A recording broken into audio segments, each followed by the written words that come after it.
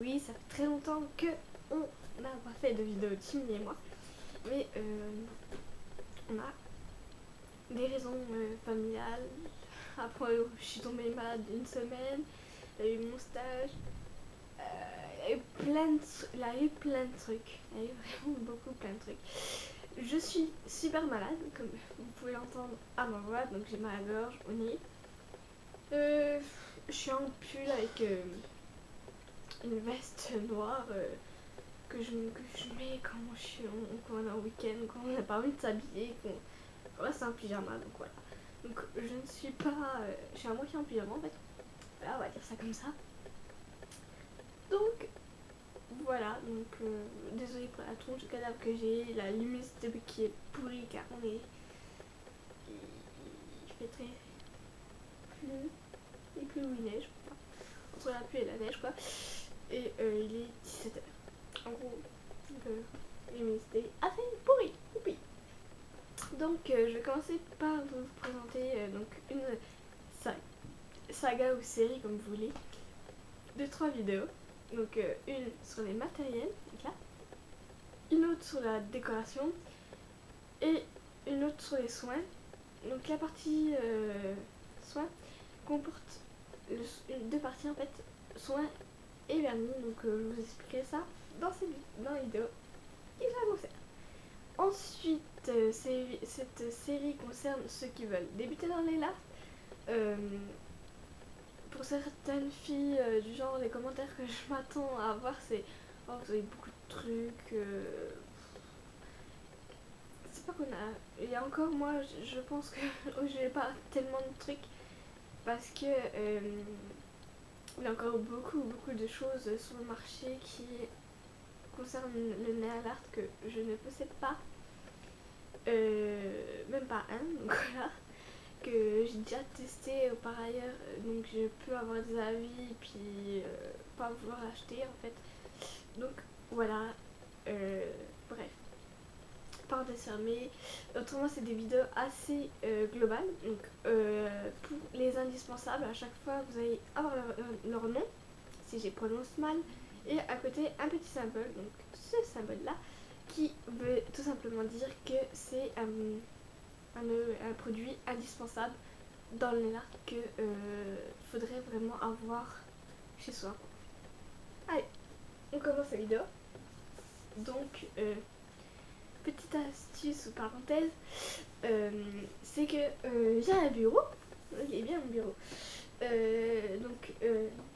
C'est une plaque en verre en fait en dessous. Et on a mis comment, une nappe en fait, une espèce de nappe imprimée, donc voilà, en plastique. Donc en gros, quand vous mettez du dissolvant dessus et vous voulez enlever vite le dissolvant qui est sur la nappe, c'est foutu. C'est-à-dire que vous aurez la couleur blanc, vous enlevez le dessin de la nappe. Donc voilà. Donc c'est pour ça que je vous recommande d'utiliser un set-table. Donc voilà, je sais pas, un set-table où vous utilisez vraiment ou une feuille, mais je préfère utiliser un set-table parce que une feuille en papier ça va bien 5 minutes, mais après ça coûte cher en feuille de papier si vous ne l'utilisez qu'une fois. Donc voilà, donc je préfère utiliser un vieux set-table. Donc voilà, on en trouve partout, c'est peu cher. Après, c'est pas le truc qui se fait le mieux, bien sûr, je suis consciente, mais c'est une astuce pas chère qu'on peut faire aussi. Donc, qui parle de nail art, parle de dissolvant, hein, bien sûr. Autrement, on va pas garder non plus vernis. Donc, je vous conseille un dissolvant soit à pompe, là, ou soit des bains dissolvants. Donc les bains dissolvants, le principe d'un bain dissolvant, c'est en général une taille ronde comme là. Et en fait tout le long, c'est là ici ouais, là la mousse. Donc, et puis le dissolvant, vous trompez votre ongle, vous frottez l'ongle contre la mousse et vous n'avez plus ça. Donc voilà. Donc également je vous recommande un dissolvant sans acétone. car l'acétone fragilise, casse et assèche la peau qu'il y a autour, donc les cuticules qu'il y a autour de la peau, de l'ongle.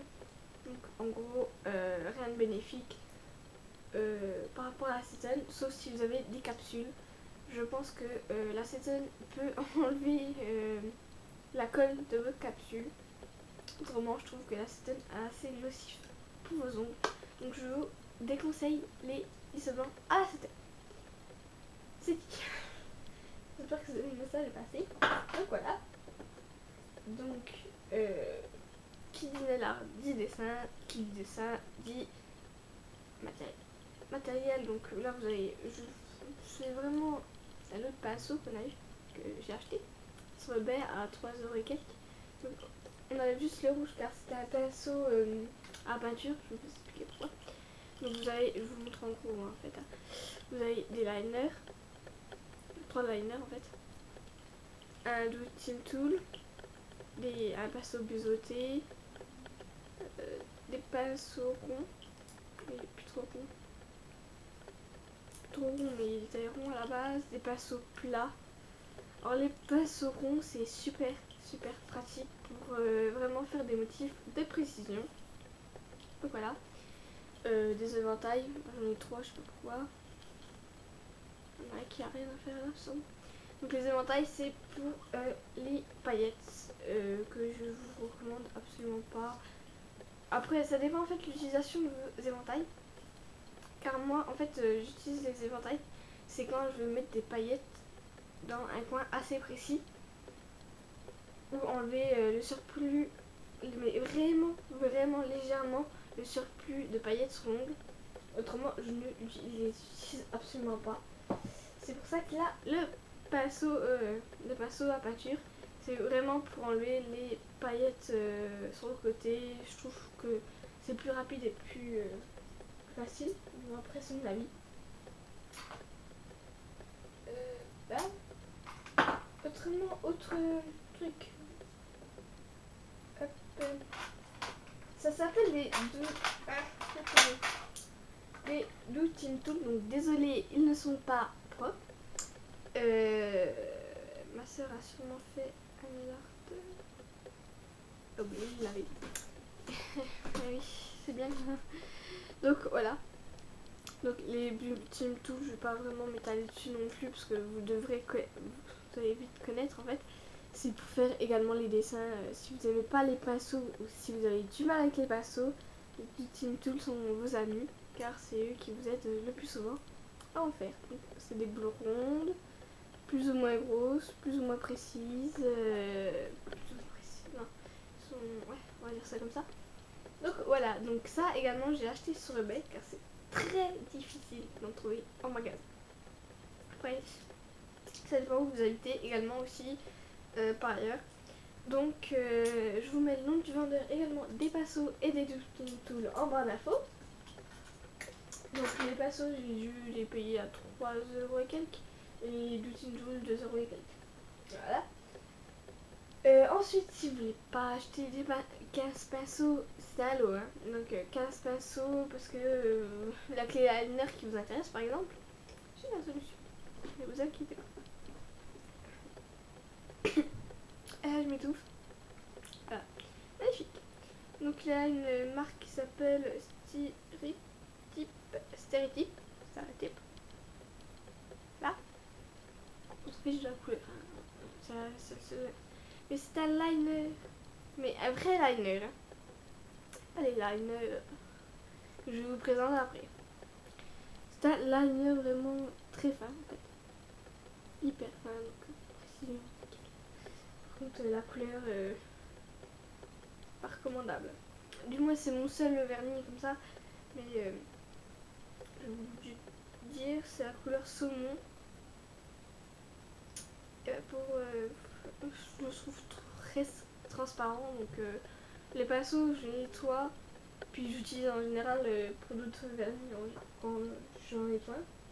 Autrement vous avez des lissages qui se lancent qui fait aussi ça. C'est des stylos pinceaux un côté stylo que vous pouvez trouver partout, du moins surtout dans... je vous donne une boutique, la boutique du coiffeur, autrement vous pouvez trouver ça sur eBay, Amazon, des sites de cosmétiques également.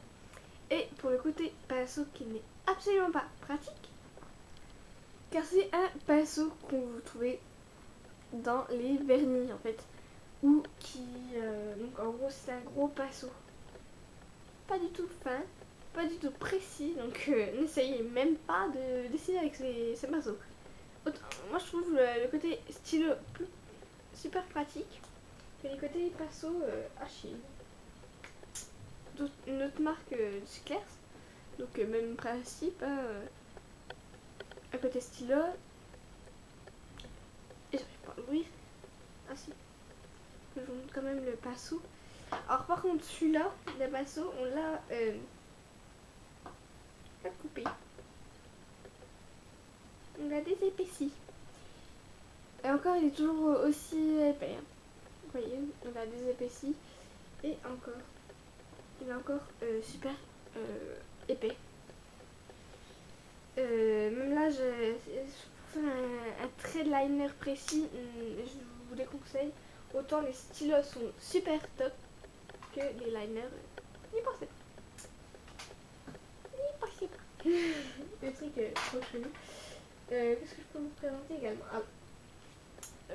Côté soins, celui-là aussi je pouvais le mettre dans le soin, mais j'ai mis ici. C'est un polissoir, donc un polissoir c'est à soigner, protéger, briller et fortifier l'ongle. Donc si votre ongle est strié, ça remet à plat, on va dire, sans mettre de base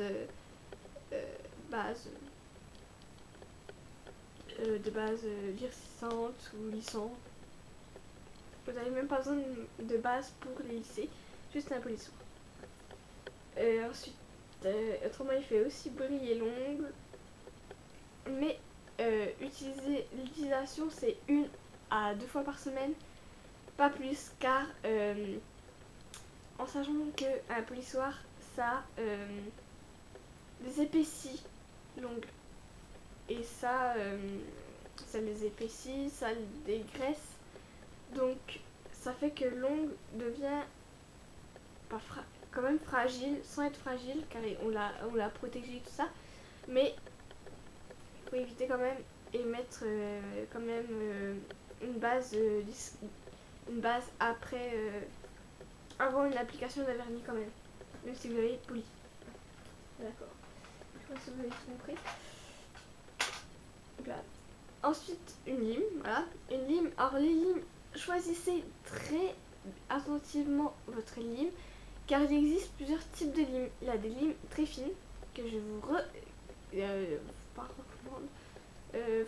vous déconseille en fait, c'est que ces machins vont vous abîmer et casser l'ongle en fait, vous fragile, ça va un truc, c'est rien de tel pour fragiliser vos ongles. Donc prenez plus une lime en dur, en carton en fait, voilà, bien épaisse, ou encore le mieux du mieux c'est une lime en verre. Donc je sais qu'il y a la marque Kiko qui la font, Sephora il me semble, je suis pas sûre, j'en ai pas chez moi, voilà, bon exemple. Non, mais j'ai sûrement acheté celle de Kiko, car tout le monde en parle, donc je vais tester. Voilà. Ensuite des trucs qu'on trouve en kit, en généralement chez Jiffy, donc la maquillure. Donc c'est une brosse à ongles, vous pouvez acheter ça en séparé, un coupe cuticule et un coupe ongle. Voilà. Si vous ne voulez pas acheter un coupe cuticule, vous pouvez également utiliser soit des bâtonnets, n'importe quoi, ou un repousse cuticule, tout ça. Donc je pense que j'ai fini sur ça. Donc voilà, donc la première partie est finie. Maintenant on va aller voir la deuxième partie, c'est par là.